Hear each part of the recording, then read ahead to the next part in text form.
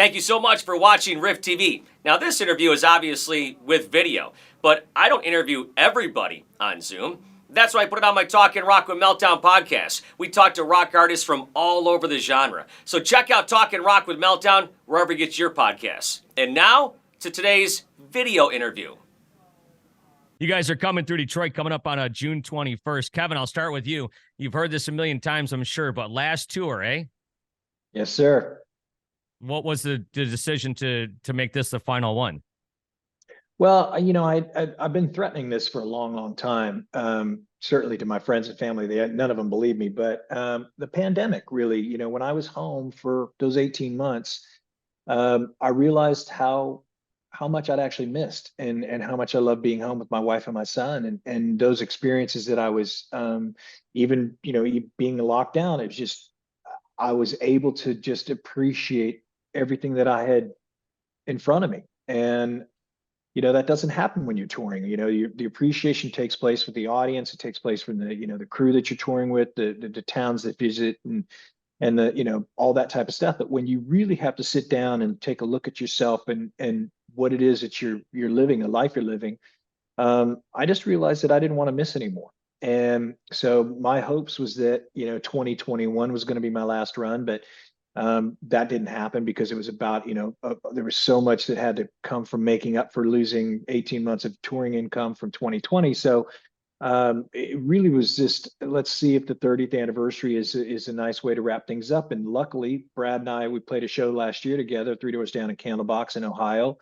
And we said, let's make this happen next year. And management and agents got together and put this whole thing together. And it just happened so quickly and somewhat seamlessly that I'm just super excited. This is my way of saying goodbyes with some bands and friends that I love and really looking forward to touring with all summer long.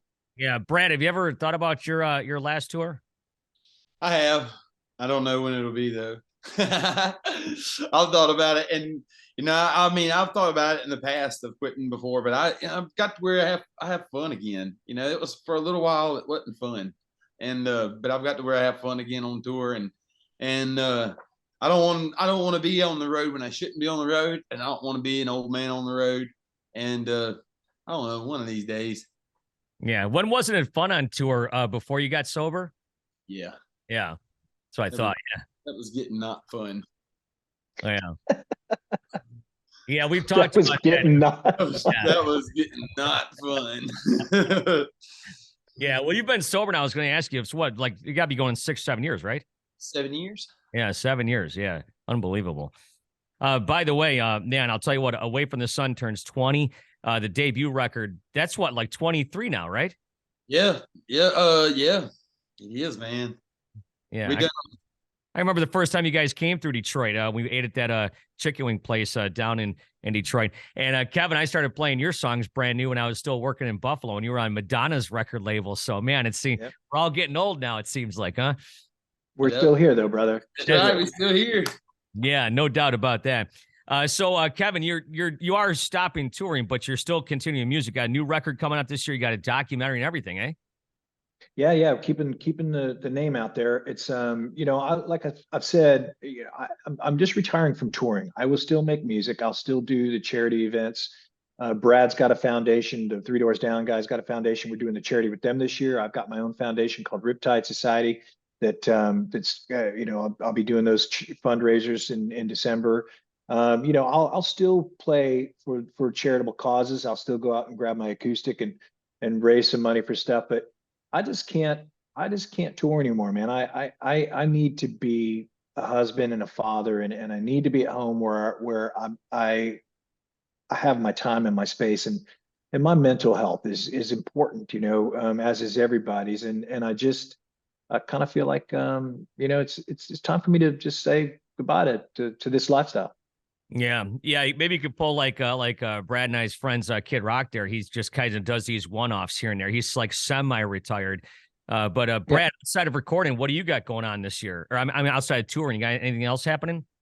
Nope. A lot of my wife is gladly getting back into barrel racing this year. She's barrel raced for a long time, but she hurt her back like 5 years ago, so she's been off her horses. But we have two they're not babies anymore. I still call them babies because I held them in my lap. We have 2 5-year-old horses that she's just. We went to their first show this past weekend here in town, and did a couple of exhibitions, and so when I'm not touring, I'll be doing what I always do, just taking care of horses and taking care of dogs and cutting grass. Yeah, living the lifestyle, like the rock star lifestyle, I'm sure, right? That's right, cleaning horse stalls. That's right.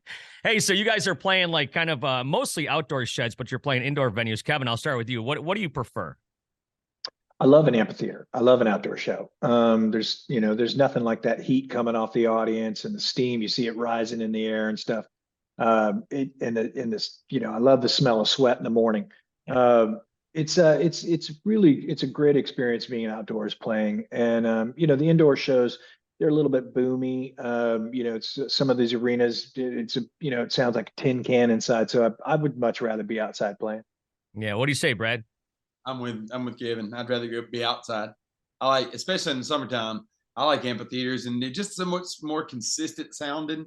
If you get in several in a row and you've kind of got your thing sounding, you can skip sound check. And I don't mean that in a lazy way, but it's just like there's no need in even going up there and messing with it. And you don't have to mess with it until you're walking on stage. And that's a cool thing for me. And I don't like going and doing sound check, because if there is something kind of buggy with the room, it bugs you all afternoon and you're dreading it, and you walk on stage, it don't matter so much. We're here, we're on stage, we can fix it now, or it can go, and we're going to play a show. But it's so much more consistent with the sound outside that I just prefer playing.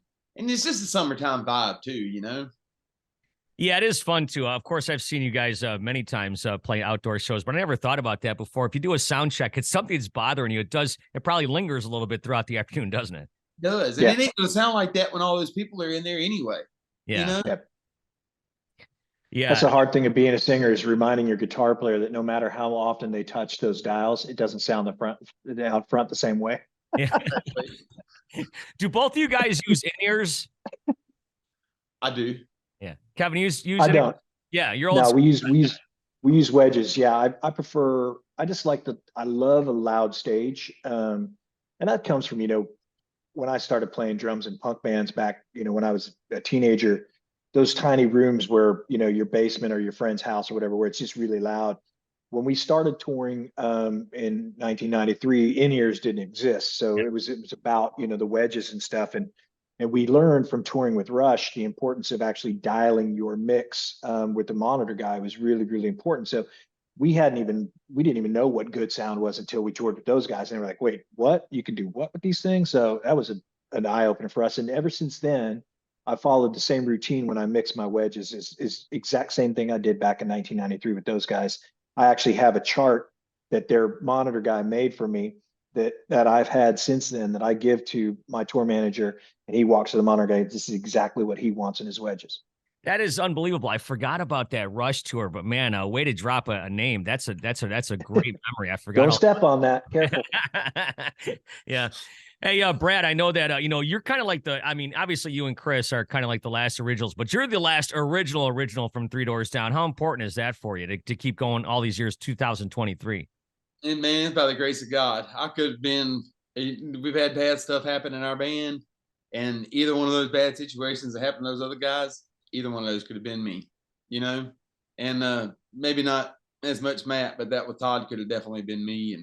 And man, it's by the grace of God that it's not, and I'm thankful for that grace, and I'm just thankful to be here, man. I'm thankful to be healthy and still being able to go out and play, but we don't approach it as that, like that. We're all out there together, and we're a team when we're out there, and we just have fun now, man. And speaking of original members, Kevin, you said this is the last tour. Will we see any original members hopping up on stage with you here and there? Yeah, Pete's going to come out, I think, for 2 weeks mid-tour, probably the late July run, part of the leg. So he's going to come out for 2 weeks because he's excited. He, like I said earlier, we're Three Doors Down fans. So like it's going to be a lot of fun for him to be out there playing these shows, because he hasn't played an arena show or an amphitheater in close to 10 years now. So he's excited to come out. I don't know if Scott or Barty will show up. I would like him to at some point, but next year we're going to do something special, the four of us with the Seattle Symphony, to celebrate the 30th anniversary of the debut album. We weren't able to pull it off this Christmas, so it looks like it's going to happen sometime next year, maybe in the summer, with the Seattle Symphony, just to kind of celebrate the original members of the band and that debut album. But you're going to see Pete, but I don't know about the other guys. Yeah, I was going to say, because the last stop of the tour is in Houston. You can't have Candlebox's last run be in Houston. As nice as Houston might be, I don't know, but I'm just saying you got to go There's to nothing wrong with Houston. What are you saying, man? There's nothing wrong with Houston, but you got to go to Seattle. Except that those baseball players are cheaters. But That's right. Banging garbage cans and whatnot. Yeah, that's right. I remember that now.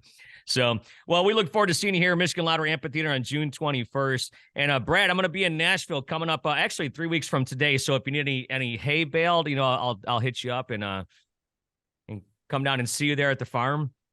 You come run the weed eater around pastures. Yeah, you probably need it right now out here in Detroit. Oh, man. We're not going to need that for about another month and a half or so. Oh, dude, I've already cut my grass like 4 times. Oh, yeah, we're way far away from that. Trust me when I tell you up here. So by the time you guys get here in June, we'll have cut the grass a few times. But hey, great to see you guys. Good luck on everything. And thanks for sticking with me all these years. I appreciate you guys. Thank you. Thank you, Malcolm. Down.